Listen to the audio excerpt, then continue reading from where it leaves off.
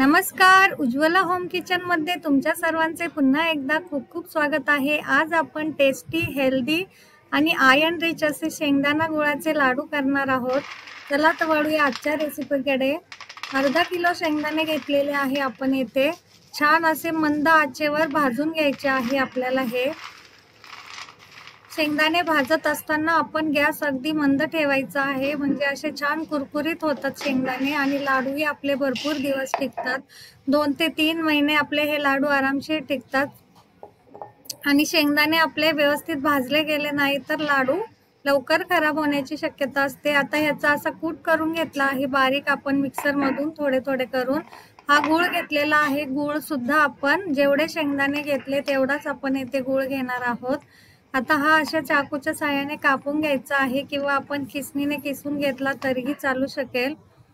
हे बघा, जेवढे शेंगदाणे आहे तेवढाच गूळ आपण येथे घेतलेला आहे। आता आपल्याला याचा पाक वगैरे करायचा नाहीये। हा गूळ आपण मिक्सरच्या भांड्यात बारीक करून घ्यायचा आहे आणि त्यामध्येच थोडे थोडे शेंगदाणे मिक्स करून घ्यायचे आहेत। हे बघा, फार झटपट बनवून तयार होतात। रेसिपी मध्ये पुढे जाण्याच्या अगोदर जर आपण चॅनलवर नवीन असेल तर प्लीज चॅनलला सबस्क्राइब करा, म्हणजेच असे येणारे छान छान व्हिडिओ तुम्हाला बघायला भेटेल। आता शेंगदाणे आणि गूळ दोन्ही आपण थोडं थोडं यामध्ये टाकून घेतलेलं आहे मिक्सरच्या भांड्यात। आता हे बारीक करून घ्यायचं आहे आपल्याला। हे बघा, शेंगदाणे आणि गूळ एकत्र केल्यामुळे भरपूर आपल्या शरीराला याचे फायदे भेटतात। आरोग्यासाठी खूप महत्त्वाचे असते, हे खूप फायदेशीर असते। रक्तवाढीसाठी महत्त्वाचे असते हे। आयर्न असल्यामुळे सांधेदुखीमध्ये सुद्धा, कंबरदुखीमध्ये लाभकारी आहे।